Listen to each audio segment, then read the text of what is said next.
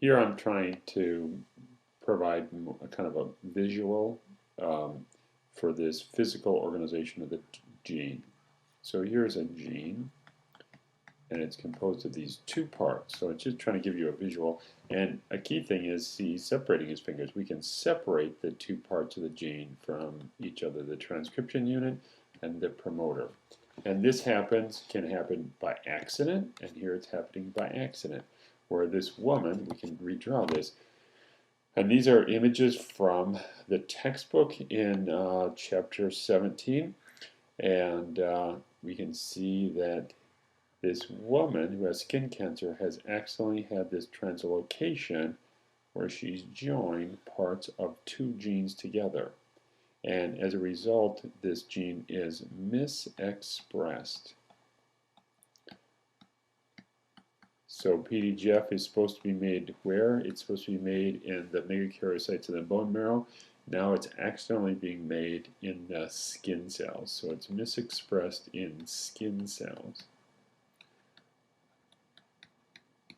And this is a map of the DNA, and it's showing some more information. It's showing that the transcription unit is organized into, we already talked about the coding region, we'll talk more about that. And then the transcription unit can be organized into exons and introns. Introns are extra sequence information that can get removed when the gene gets made into RNA. Only the exons are retained, and only the exons go to the ribosome. So just starting to add some more information to that. Here's the promoter, and the book uses a little different, slightly different term, so it focuses on the promoter here. We would like to call this the proximal promoter, and then this is the distal promoter. So the promoter is composed of two parts we'll learn about, the proximal promoter and the distal promoter. And they're made of DNA, so this is showing DNA, all DNA through here.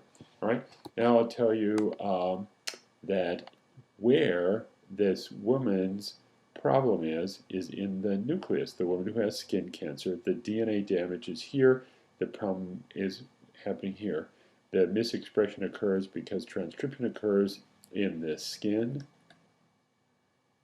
of this mutant PDGF gene.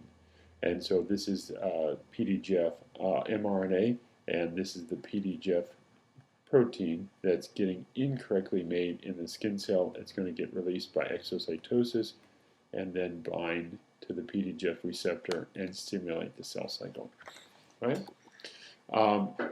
And here's a different example, a different story. So we can have a mutation, like in the skin cancer, or alternatively, scientists can manipulate the DNA.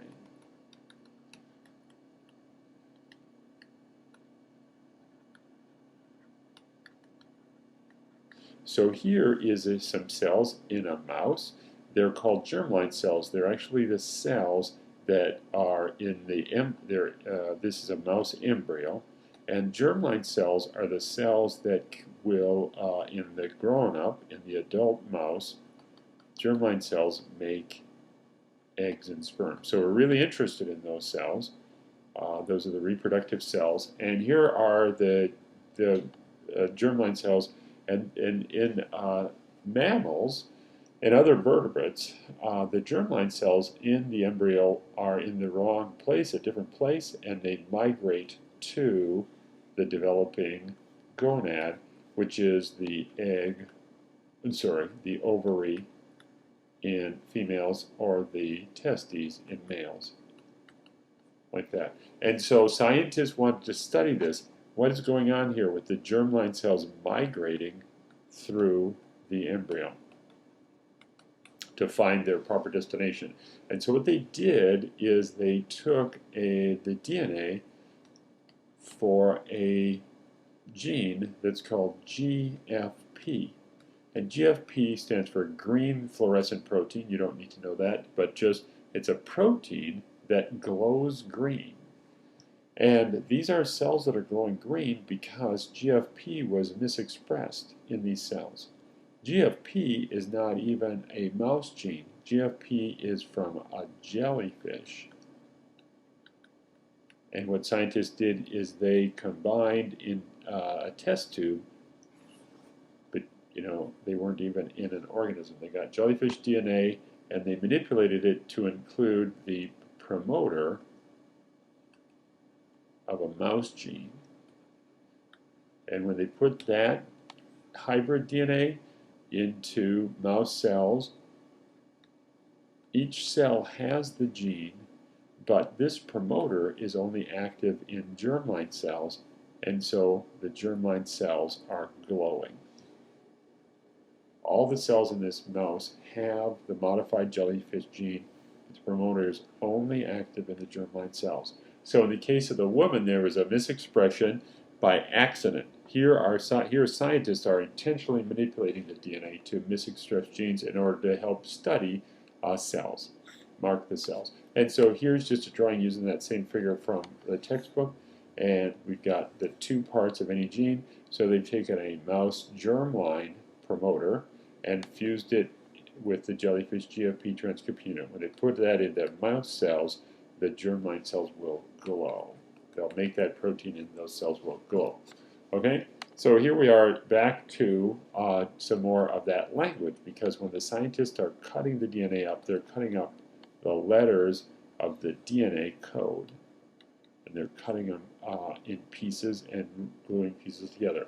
So again, it's physical, it's linear, it has these letters, it's organized information, and the pattern of letters has meaning. It doesn't look meaningful to us, but the pattern has codes in it, like that. Again, I guess we've already seen this from the previous video. Oh, I guess these are, I'm sorry, I've already showed those. Yeah, so we're good for that.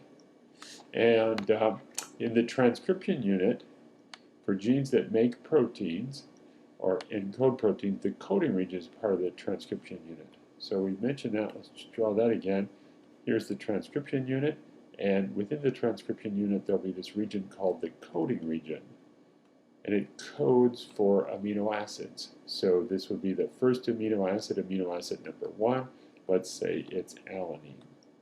Then there's information in the coding region for the second amino acid, and we're going to join one after amino acid or another in the ribosome to synthesize a protein. So that's in your handout, and here is the next thing that we're going to look at, and this is from chapter 18, where the focus is on this gene switch.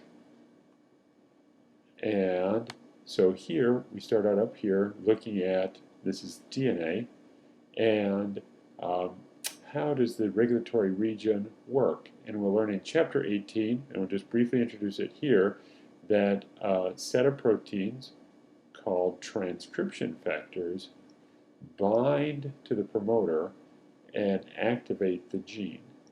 Here is an enzyme called RNA polymerase we're going to learn a lot about. RNA polymerase catalyzes the synthesis of RNA, like the mRNA that could be used to synthesize protein. So RNA polymerase lands on the transcription unit,